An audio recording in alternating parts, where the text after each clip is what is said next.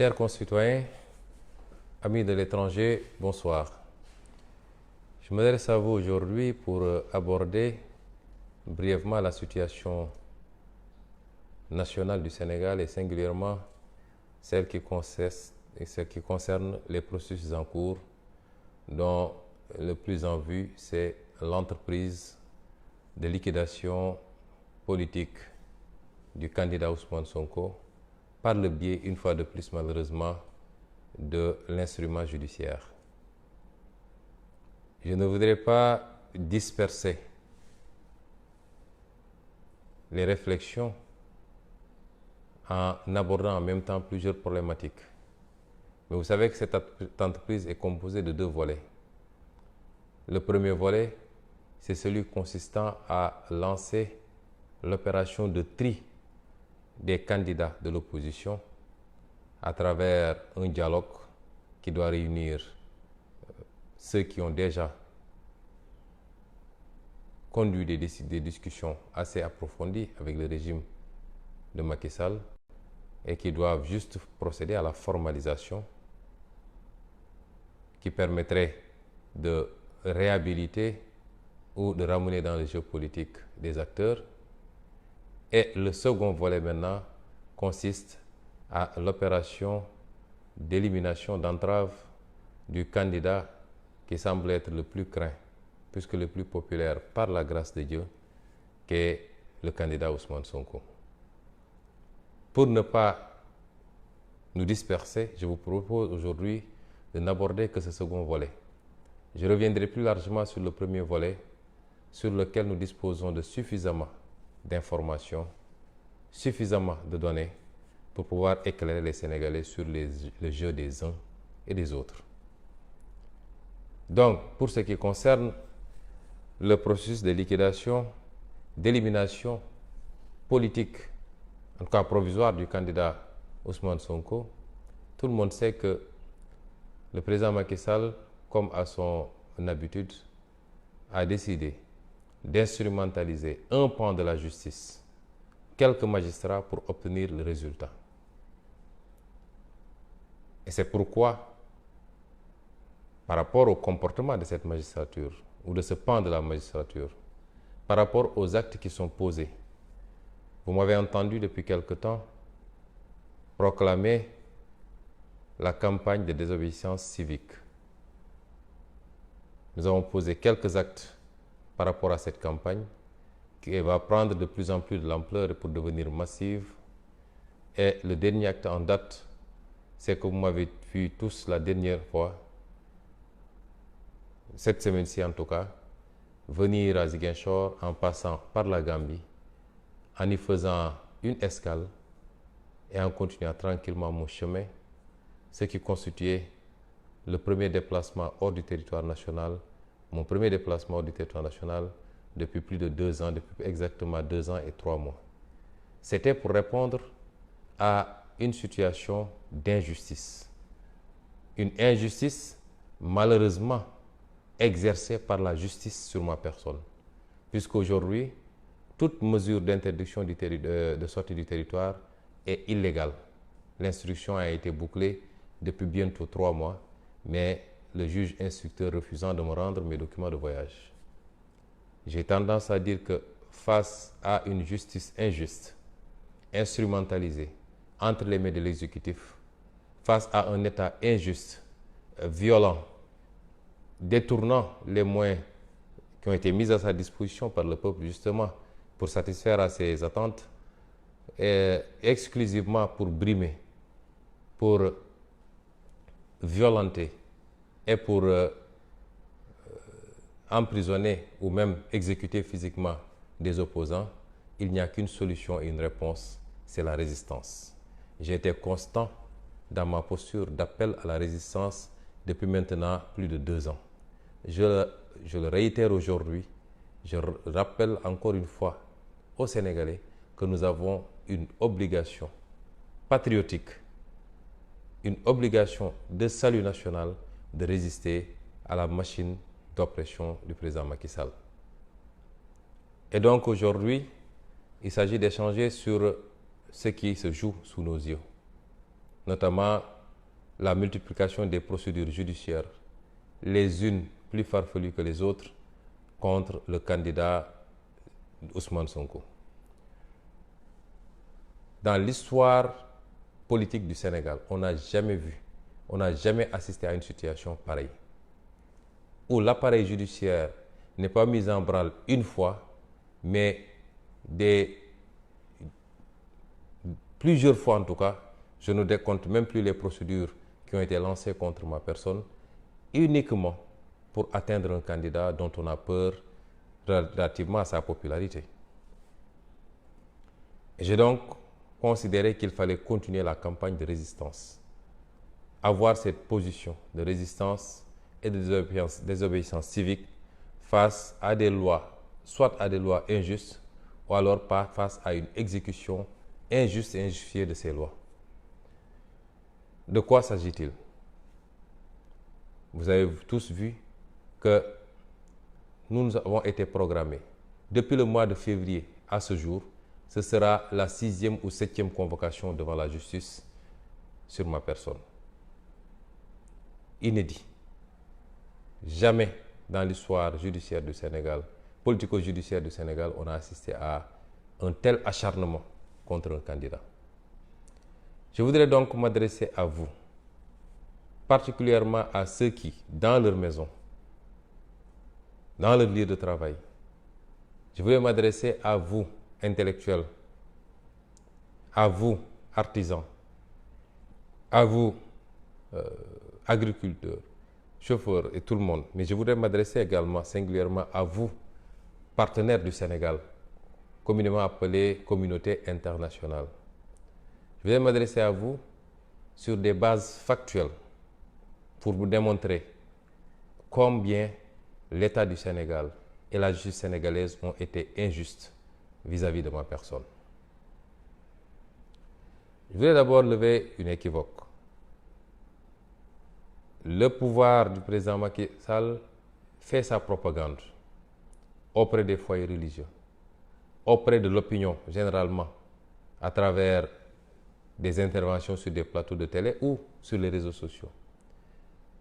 Il fait sa propagande auprès de vous, ambassade accréditée au Sénégal, pour vous faire croire que Ousmane Sonko ne respecterait pas les institutions, qu'il refuse de répondre à la justice, qu'il mobilise des gens pour faire face à l'État. Mais les faits démentent cela. Et je vais vous en donner. Je n'ai jamais refusé de répondre à une convocation. La seule convocation à laquelle j'avais refusé de déférer, je l'avais fait sur des bases légales. C'est la première convocation qui date du 7 février 2021, où la section de recherche me convoquait à venir répondre alors que j'avais mon mandat de dépôt encore en cours et que les textes de loi de ce pays disent clairement qu'un député ne peut pas faire l'objet de poursuites, d'interrogations ou d'arrestations sans que son immunité ne soit levée pendant qu'il est en session ou tout simplement en cours de mandat. J'ai considéré que c'est sciemment que le ministre de la Justice a instruit le procureur, qui a instruit le commandant de la section de recherche, pour leur demander de me convoquer et de m'arrêter immédiatement que je serai arrivé dans leurs locaux, de m'arrêter, de me mettre sous mandat de dépôt, en ignorant une immunité parlementaire que me confère et la Constitution et la loi organique portant sur l'Assemblée nationale. Et c'est la seule fois où j'avais refusé de déférer à la convocation. Pour toutes les autres, une fois que la machine avait été mise en branle pour procéder à la levée de mon immunité parlementaire, j'avais été convoqué sur des bases illégales aussi. J'avais été convoqué le 3 mars 2021. Le monde entier a assisté à des scènes surréalistes où j'ai quitté mon domicile en tant que citoyen libre, présumé innocent, répondant à une convocation d'un juge d'instruction, mais c'est en cours de route que le ministre de l'Intérieur a instruit les forces de défense et de sécurité pour procéder à mon arrestation illégale, me conduire illico presto à la section de recherche et m'y retenir pendant 6 jours dans le cadre d'une détention arbitraire et illégale. N'eût été le soulèvement populaire qui en a suivi, massif, où tout le peuple sénégalais s'est levé comme un seul homme pour dire nous n'accepterons pas cette injustice. Aujourd'hui, je ne serai pas là devant vous à vous parler. J'aurais été certainement à la maison d'arrêt et le juge aurait pris tout son temps pour procéder à une instruction. La deuxième fois, c'était le 16 février 2023. J'ai été convoqué. Avant cette date d'ailleurs, j'ai été convoqué à 2 reprises par le juge d'instruction. La première pour m'entendre et la seconde pour procéder à une confrontation. Je me suis levé de chez moi et je suis allé répondre tranquillement. La quatrième, c'est le 16 février 2023 où j'ai été convoqué au tribunal. Je suis sorti de mon domicile pour me rendre au tribunal. Ils m'ont causé tous les tracas du monde sur la route du tribunal. Mais pire encore, de retour du tribunal où le juge avait dû consentir à un renvoi après une rude bataille de mes avocats, j'ai fait l'objet d'une agression que le monde entier a vue. Une agression qui a heurté, qui a ému et qui a questionner le monde entier sur les pratiques du président Macky Sall. Je crois que c'est ce jour-là que même ceux qui ne voulaient pas ouvrir les yeux ont été obligés de se rendre à la réalité sur le caractère autocratique, violent et méchant du pouvoir du président Macky Sall. Puisque tout le monde a assisté à la sortie du tunnel de Soumbédioune, à l'acharnement des services d'élite de la police, qui sont venus briser la vitre de ma voiture. Ils auraient pu me tuer, ils auraient pu me blesser gravement. Ils m'ont blessé légèrement, puisque les tessons de bouteilles se sont incrustés entre ma chaussure et mon pied, et j'ai dû marcher sur cela, ce qui m'a créé des coupures. Ils auraient pu m'atteindre à la gorge. Les tessons de bouteilles auraient pu atteindre mon œil, mais d'une violence inouïe que rien ne justifiait. Et tout le monde a pu assister à cela. Ça date d'à peine 2 mois et demi. Et le monde entier a vu cela. Et rien ne justifiait ce comportement, si ce n'est la volonté et de blesser et d'humilier un adversaire politique. J'ai été conduit de force chez moi dans ces conditions. La 6e fois, c'est lorsque j'avais été convoqué 1 mois plus tard, puisque le renvoi, c'était pour le 16 mars. Là aussi, le monde entier a vu que sur la route du tribunal, les forces de défense et de sécurité, sur instruction de Macky Sall via son ministre de l'Intérieur, ont bloqué mon convoi, ont gazé mes accompagnants, en ont arrêté beaucoup qui croupissent encore aujourd'hui dans les geôles de Macky Sall, ont cassé la vitre de ma voiture une 2e fois. Et quand j'ai pu m'en extirper pour entrer dans un autre véhicule, ils sont revenus casser la vitre de ce véhicule, mais plus grave encore, m'ont aspergé d'un liquide qui, plus tard, s'est avéré être un liquide toxique qui aurait pu me coûter la vie si je n'étais pas sorti très tôt de la voiture, si j'étais resté dans un environnement clos. Cela s'est fait au vu et au su de tout le monde, avec toutes les caméras braquées, puisqu'ils ne se cachent plus dans les exactions qu'ils commettent. Chers amis, chers concitoyens, chers amis étrangers, ces faits sont d'une particulière gravité. On n'a jamais vu dans le monde entier un citoyen convoqué au tribunal qui s'y rend faire l'objet d'autant d'acharnement, d'autant de brutalité et de tentatives presque de liquidation physique. On n'a jamais vu un citoyen qui, à chaque fois qu'il est convoqué au tribunal, 48 heures avant, ou même plus, est prisonnier de Macky Sall. Je ne dis même pas sa maison, mais tout son quartier est barricadé. Ses enfants n'ont pas le droit de sortir pour aller à l'école. Sa famille, même chose. Ses amis et ses proches, ses parents ne peuvent pas accéder à son domicile. Sur aucune base légale. Et cela ne semble même pas émouvoir certains Sénégalais. J'ai l'impression que quand il s'agit de Ousmane Sonko, tout est permis. Certains pensent que c'est normal. Certains applaudissent même. Heureusement, une petite minorité. Parce que l'écrasante majorité des Sénégalais, de tous âges, de toute religion, de tout sexe, de toute considération, dénonce, déplore et condamne fermement ces agissements. Est-ce que aller au tribunal répondre à une convocation peut justifier tout cela? Chaque jour, des centaines de citoyens sont convoqués au tribunal. Le plaignant lui-même va au tribunal. Il se choisit l'itinéraire qu'il veut pour se rendre au tribunal. Au nom de quoi veut-on m'imposer le contraire? Et pire encore, même dans l'enceinte du tribunal, nous ne sommes pas en sécurité. Puisqu'on interdit à ma sécurité d'accéder au tribunal. On interdit à mes militants d'accéder au tribunal. Au même moment, on permet aux plaignants de venir avec sa sécurité et avec ses militants. La dernière fois, nous avons fait l'objet d'une agression dans l'enceinte même du tribunal, avec la complicité des forces de défense et de sécurité. Comment voulez-vous qu'un citoyen aille répondre dans ces conditions? Et pire encore, que la justice soit complice de ces agissements. Parce que lorsque je me suis présenté devant le juge, avec des habits déchirés,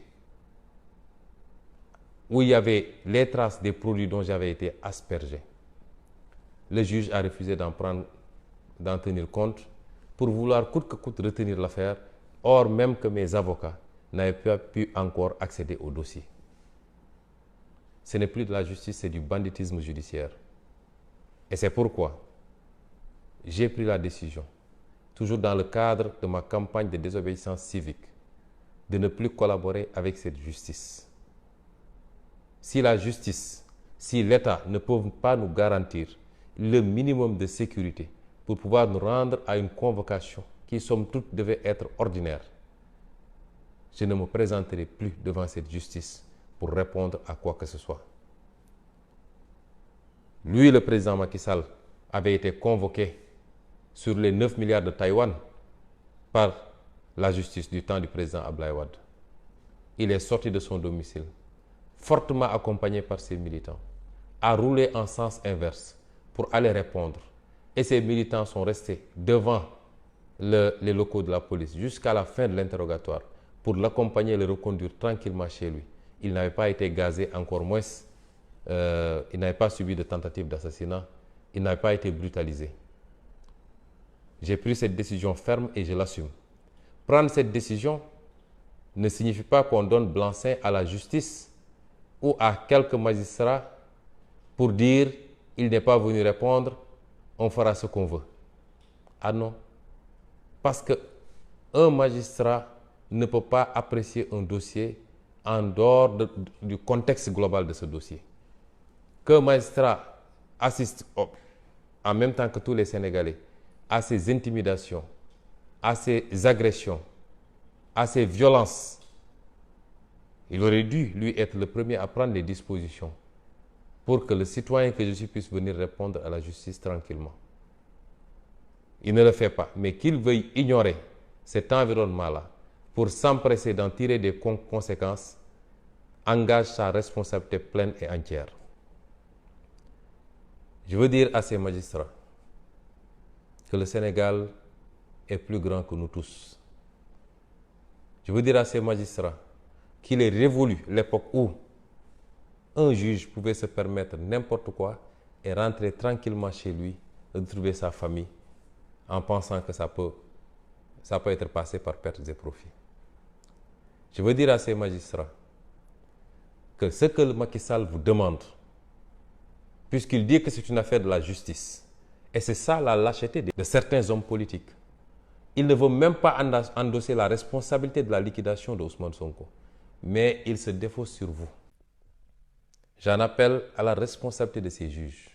Ce que Macky Sall vous demande de faire, c'est d'être les éléments qui vont stopper un projet pour lequel l'écrasante majorité des Sénégalais et beaucoup d'Africains nourrissent aujourd'hui un espoir sans fin. Je n'ai jamais volé, je n'ai jamais violé, je n'ai jamais été corrompu, je n'ai jamais corrompu. Je peux dire la main sur le cœur que j'ai les mains propres. Et vous, magistrats, particulièrement vous, les 3 juges qui devraient siéger, le président Macky Sall vous dit, c'est à vous de stopper aujourd'hui ce projet en décrétant l'inéligibilité de M. Ousmane Sonko. C'est une grosse responsabilité que vous avez. Parce que vous savez tous, comme tous les Sénégalais d'ailleurs, qu'aucun des dossiers qui vous est soumis ne tient la route. Tous ces dossiers sont cousus de fil blanc. Il n'y a jamais eu de diffamation. Il n'y a jamais eu de faux ni d'usage de faux. Il n'y a jamais eu d'injure. Il n'y a jamais eu de viol. Même un enfant de 10 ans au Sénégal sait cela. Et vous le savez parce que vous savez que vous avez des dossiers vides où il n'y a absolument pas matière à condamner qui que ce soit, a fortiori Ousmane Sonko. Et je veux vous dire que si vous ignorez ces enjeux, si vous n'avez pas compris, au-delà du mal que vous faites aux gens, en vous cachant derrière votre robe et derrière une interprétation fallacieuse de la loi, vous vous attaquez à un homme qui ne vous a rien fait. Vous vous attaquez à sa famille. Vous faites mal et vous pensez que vous pouvez, vous, après, tranquillement, continuer à dérouler comme si de rien n'était, vous vous trompez. Tous ceux qui auront participé à ces complots, je le jure devant Dieu, d'une manière ou d'une autre en rendront compte. Et ce n'est pas l'affaire d'une journée. Ce n'est pas l'affaire d'un mois. Ce n'est pas l'affaire de quelques années. Ah non. Je lance un appel à tous les militants et militantes, tous les sympathisants et sympathisantes, tous les Sénégalais imbus de vérité et qui croient à ce projet, d'en faire une affaire personnelle. Quand je parlais de Gatsa Gatsa, j'assume mes propos. Parce que dans une société, les choses ne peuvent aller dans le sens d'une paix véritable et d'une stabilité que lorsque chacun souhaitera à l'autre ce qu'il se souhaite à lui-même, évitera à l'autre ce qu'il s'évite à lui-même. Et la pire des injustices, c'est celle qui se cache derrière la loi. Et c'est pourquoi j'en appelle à tous les militants et les militantes, tous les sympathisants, tous les Sénégalais, à faire front et à se battre avec tous les moyens dont on dispose pour que les gens comprennent que nous avons tous les mêmes droits dans ce pays et qu'il ne relève pas d'un magistrat, quel qu'il soit, d'aller se cacher derrière une responsabilité que le peuple lui a conférée pour servir le peuple, pour rendre la justice au nom du peuple, se cacher derrière ça pour être un bras exécutant de commandes politiques. Nous ne pouvons pas l'accepter. Et c'est pourquoi j'en appelle à la sagesse de tout le monde. J'en appelle à la sagesse de ces juges. Le parquet est ce qu'il est. Les juges d'instruction, certains sont manipulables. Le parquet, c'est Macky Sall, puisque le parquet dépend du ministre de la Justice, qui lui dépend de Macky Sall. Ce que le parquet a fait est gravissime, jusqu'à présent. Et on a entendu le procureur Abdou Karim Diop lancer même des menaces contre ma personne en disant que désormais, rien ne me sera pardonné. Je lui dis qu'on prend acte de vos menaces, M. Diop. À la fin de la journée, on saura qui pardonnera à qui, s'il plaît à Dieu. Mais je veux dire simplement qu'il ne vous incombe pas de jouer le rôle qu'on vous fait jouer et personne ne pourra vous protéger dans le court, moyen ou long terme par rapport aux actes que vous poserez. Il serait dommage qu'on en arrive à certaines extrémités.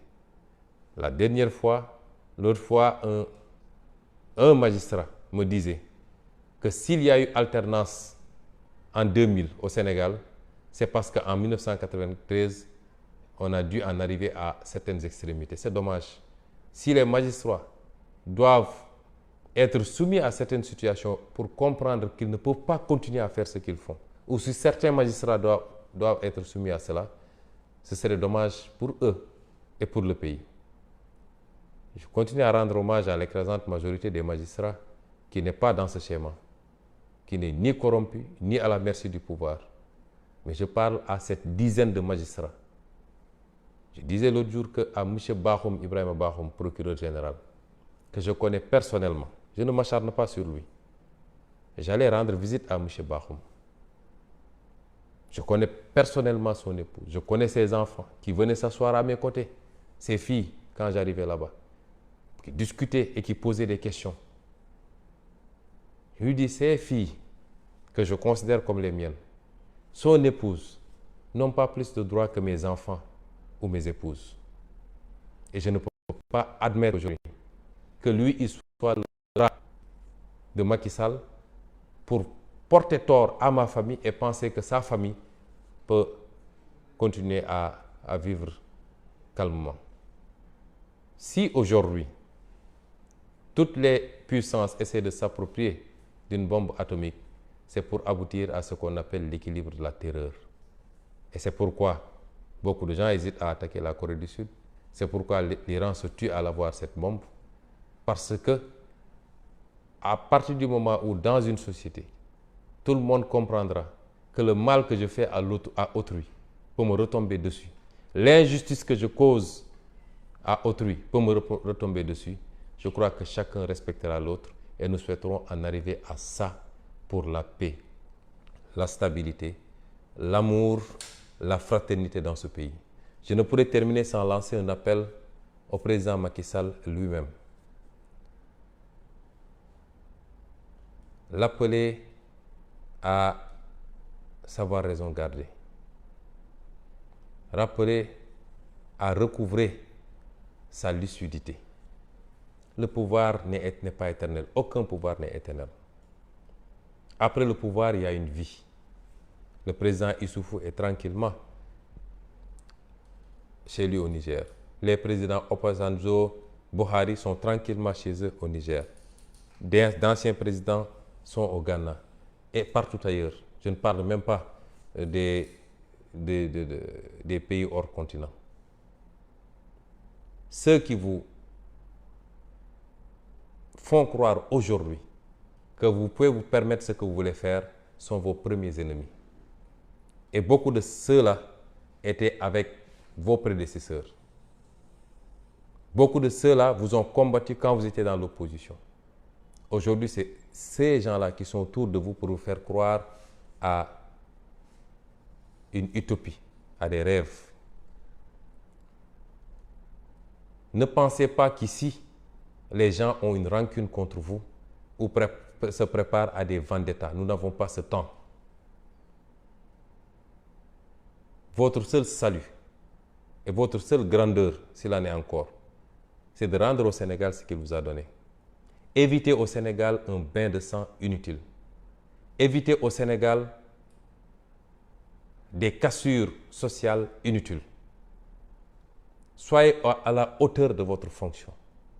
Sortez de la manière la plus apaisée pendant qu'il est encore temps. Si vous l'avez compris, ce sera ça votre salut et le salut de vos proches.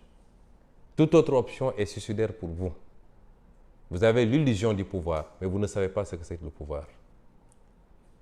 Et nous avons tous une responsabilité vis-à-vis des 17 millions de Sénégalais pour que ce qui va se passer les 9 mois à venir se passe de la meilleure manière pour le Sénégal en évitant ces cassures, en évitant des morts d'hommes, en évitant des blessures, en évitant de pousser le pays dans des situations que nous ne souhaitons pas, que nous avons vues ailleurs en Afrique. Et ce ne doit pas être sous votre règne parce que vos prédécesseurs ont pu faire leur mandat et s'en aller au moment opportun et laisser le Sénégal dans la stabilité et dans la paix. Je vous remercie.